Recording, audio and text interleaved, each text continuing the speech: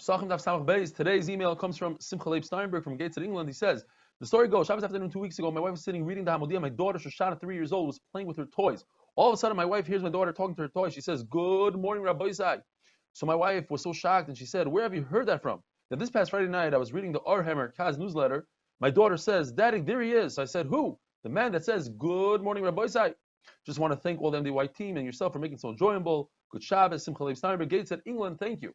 One more quick one. David Holder, I'll go all the way to the end of the email. He says about his father, his yahrzeit was recently. He says, "I miss him and his simplicity, and I'm sure that he has nachas from seeing that finally, I start my day with learning.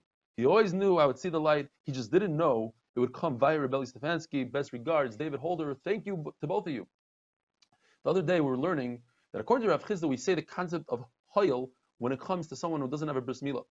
We say, since he could perform the bris milah, even though right now he doesn't, he could be part of the Karban Pesach. The question is, why is it that when it comes to Yontif, Rav Chizda doesn't say hoyel? And if a person bakes on Yontif for a weekday, he gets malchus. Why don't we say hoyel? Since guests can arrive, so whatever he baked was for the guest. And the reverse is true for Rabbah. When it comes to Yontif, he says, we do say hoyel. Perhaps guests will show up. And when it comes to Anaro, we don't say hoyel. What's the difference? So Gemara says, Rabbah will answer that when it comes to a milah, that needs specific action to be taken. And if the action wasn't taken, we don't say since. But when it comes to guests, you don't have to take action. The guests should show up on their own. On the other hand, Rav Chizda will say that when it comes to hoyel, we don't say hoyel when it's a kula. To get this guy off the hook from malchus, we don't say hoyel. Since he cooked on Yantif, let's give him malchus. Don't use hoyel. But to ruin it for him, to say that the Karban Pesach that he brought is possible, now we'll use the concept of hoyel. We discussed this the other day, and here it is on the chart. An aril can be compared to tumah on the one hand, it can be compared to pigul. Somebody has a thought that he's going to shech this animal or do one of the avodas and eat the meat outside of its allotted time. Let's say you're allowed to eat it for 2 days. He thinks he's going to eat it after 3 days. Possible. So the Gemara starts saying that tumah, if part of the people are tamei and part are not, it's the Karban Pesach is kosher. So too, the same halacha should apply to an aril. If part of the people of the group of the Karban Pesach are without a bris milah and some with a bris milah, it's a kosher Karban Pesach. The Gemara just wonders, why is it when it comes to tumah, we're so sure that if part of the group is kosher, is tar, then the Karban Pesach is good, and by aril we're not sure. We have to learn it from tumah. What's the difference? So the Gemara says, therefore, perhaps we're not talking about part of the group is tamei or tar. Rather, we're talking about a piece of meat. If some of the meat becomes tamei, that doesn't affect the rest of the meat. We're not talking about human beings, we're talking about meat. The problem is that the continuation of the Gemara must be talking about people. Because the Gemara says that tumah doesn't apply to everything. Now we know tumah applies to every single piece of meat. Every type of carbon becomes tamei. So it must be referring to people. Not all people does the tumah affect them.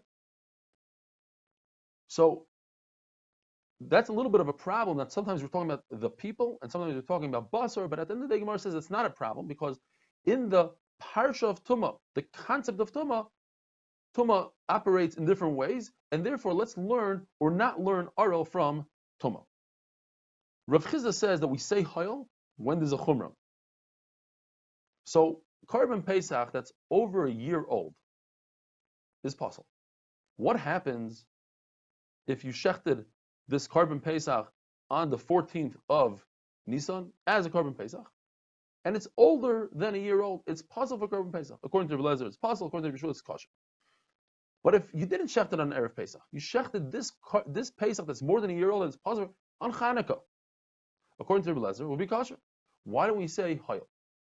Hoyel, that on Erev Pesach, if you brought this animal on Erev Pesach, it would be possible. So today that's Chanukah, you could have brought it on Erev Pesach, make it possible, so it should be possible. So the Gemara says, you're right. Typically we would say hoyel. But over here we have a special Gzeres HaKasov Va'amartem Zevach Pesachu that teaches us that we don't say hoyel. In this case, it's only on Erev Pesach it's possible, during the year not. The Gemara tells us, and now we're going into somewhat of a negadita. Rabbi Simloi asked Rabbi Yochanan, please teach me Sefer HaYuchsan. Sefer HaYuchsan is a bunch of Tanoic drushes that were said on Divrei Hayamim. And Rabbi Yochanan asked him, where do you come from? He says, I was born in Lud, but now I live in Nahar. He says, you know what? You have 2 strikes against you. Both of those places, I cannot teach people Sefer Yuchsin. They don't have enough yichus. Rashi says either he's just pushing him off or he's being serious. Rabbi Simlai was very persistent and he convinced Rabbi Yochanan to teach him. But he tells Rabbi Yochanan, listen, I need you to teach me the entire Sefer Yuchsin in 3 months.